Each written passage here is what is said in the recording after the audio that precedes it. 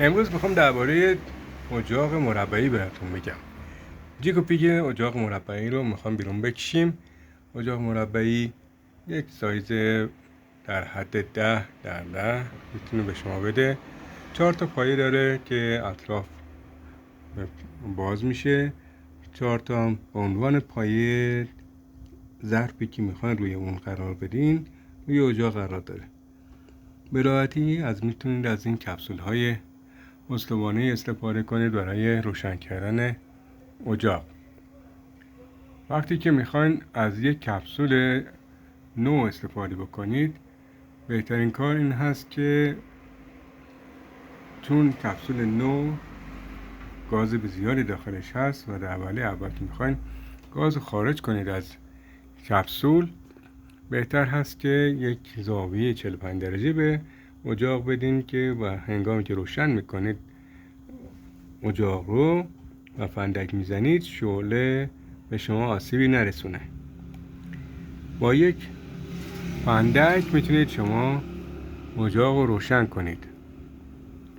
این کیفیت این اجاق در حد معمولی هست و شما میتونید به عنوان یک اجاق اقتصادی در حد یک اجاق اقتصادی از این اجاق انتظار داشته باشید. بسیار کاربردی است. زمانی که میتونید بخوام به کمپ برید یا سفر برید، شما میتونید از این اجاق استفاده کنید. قیمت اقتصادی داره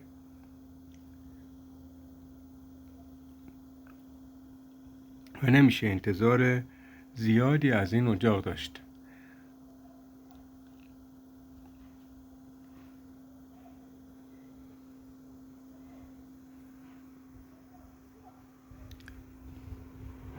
میخوام درباره جاروی شارژی HQ01.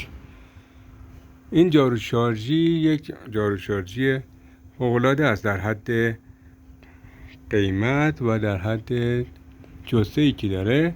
توان خیلی خوبی داره و میتونه آشغال‌های ریز رو به خوبی جمع کنه. مخزن کوچیکی داره با یه فیلتر جدا شونده که میتونید اگر که لازم شد این فیلتر رو جدا کنید و تمیز کنید و مجدد سر جای خودش قرار بدید.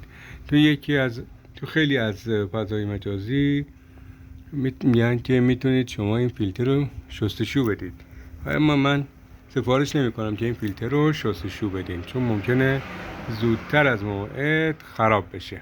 پس همین کافیه که فیلتر رو خارج بکنید، تکون بدید، آشغالا رو جدا کنید. اگر که لازم بود به وسیله جاروی خونگی شما میتونید اون آشغالای ریزی که داخل فیلتر رفته رو مکش کنید و بی خارج بکنید. مجدد فیلتر رو سر جای خودش قرار میدیم. یه سری بلند داره واسه تمیز کردن آشغالات و درزای حالا گوشه و کنارهای ماشین و سری بروسی داره واسه نظافت های بهتر. با شارژ تایپ C با شارژر USB شما میتونید این جارو رو شارژ کنید و قسمت شارژش سوزنی های درشت هست. به وسیله کابل USB که روی خود جارو شارژی گذاشتن شما میتونید این جارو رو شارژ کنید. کیفیت فوق‌العاده‌ای داره که نمونه فیکش هنوز توی بازار نیست و شما میتونید با اطمینان از این جارو شارژی خرید بکنید.